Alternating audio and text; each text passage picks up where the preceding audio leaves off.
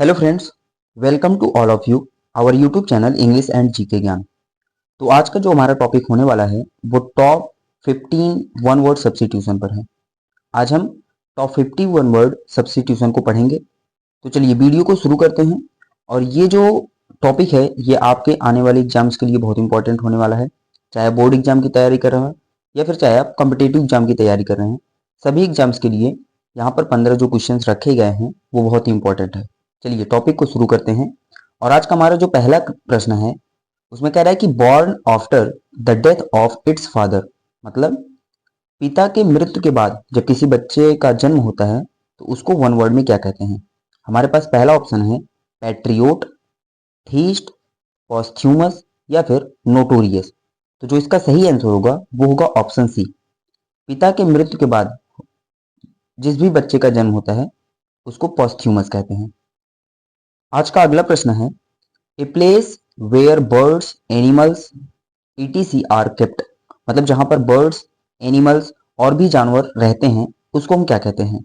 Option है wild, जू, vegetarian या फिर नन ऑफ दीज।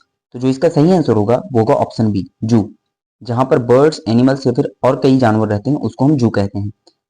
अगला क्वेश्चन है articles sent from one country to another, मतलब किसी भी सामान को जब एक देश से दूसरे देश भेजा जाता है उसको क्या कहते हैं। इंपोर्ट, एक्सपोर्ट, ओमनी प्रेजेंट या फिर पिलग्रिम। तो जो इसका सही आंसर होगा वो होगा ऑप्शन बी, एक्सपोर्ट।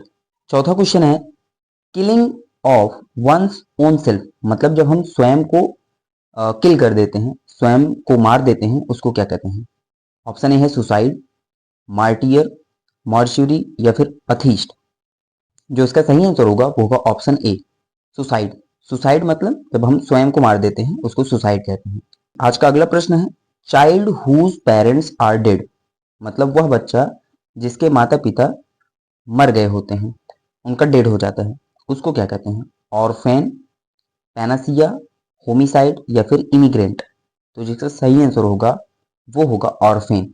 ऑर्फेन उस बच्चे को कहते हैं, ऑर्फेन का मतलब होता है अनाथ, जिसके माता पिता की डेथ हो जाती है उसको ऑर्फेन कहते हैं।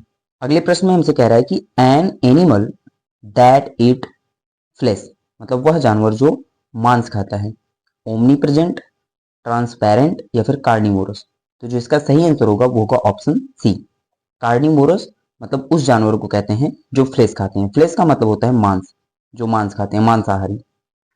सेवंथ क्वेश्चन में हमसे कह रहा है कि the doctor who treats heart problems, मतलब वह डॉक्टर जो हृदय रोग विशेषज्ञ होते हैं उनको वन वर्ड में क्या कहते हैं। कार्डियोलॉजिस्ट, डर्मेटोलॉजिस्ट, इनकरेजिबल या फिर जू।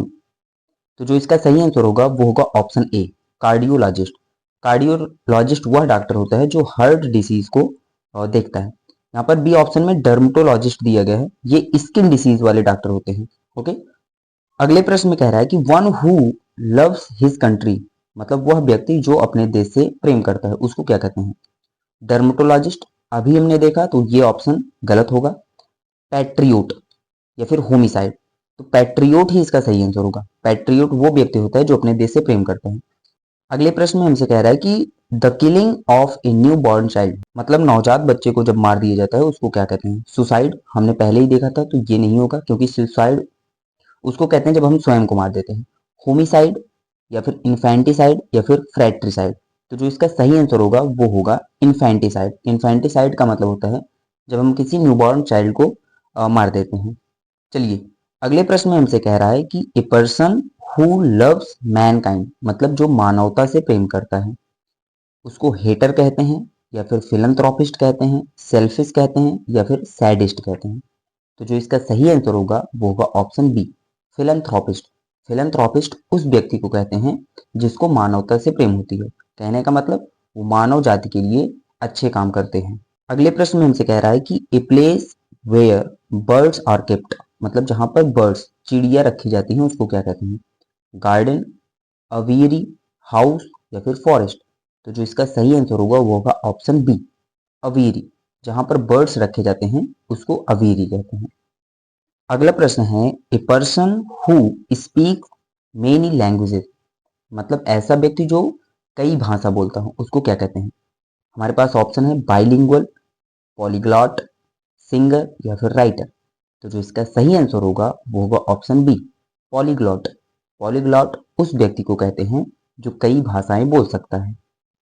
नेक्स्ट क्वेश्चन में हमसे कह रहा है कि a government rule by the rich, मतलब ऐसी सरकार जो रिच मतलब अमीरों के द्वारा चलाई जाती है, उसको डेमोक्रेसी कहते हैं, प्लूटोक्रेसी कहते हैं, गवर्नमेंट कहते हैं या फिर पब्लिक रूल कहते हैं। तो जो इसका सही आंसर होगा वो होगा ऑप्शन बी, प्लूटोक्रेसी। प्लूटोक्रेसी वह गवर्नमेंट होता है जिसमें अमीर लोग राज करते हैं या फिर अमीर लोगों का के द्वारा गवर्नमेंट चलाई जाती है। आज का सेकंड लास्ट क्वेश्चन है कि a person who does not believe in God, मतलब वह व्यक्ति जो भगवान में विश्वास नहीं करता है, उसको हम वन वर्ड में क्या कहते हैं। हमारे पास ऑप्शन है थीस्ट, अथीस्ट, प्रीस्ट या फिर रिलीजियस। तो आप ध्यान से समझिएगा, यहाँ पर ये जो ऑप्शन ए है थीस्ट, यह वह व्यक्ति होता है जो भगवान में विश्वास करता है। और यहाँ पर हमसे पूछा है कि जो भगवान में विश्वास नहीं करते हैं। तो जो इसका सही आंसर होगा वो होगा ऑप्शन बी, अथीस्ट।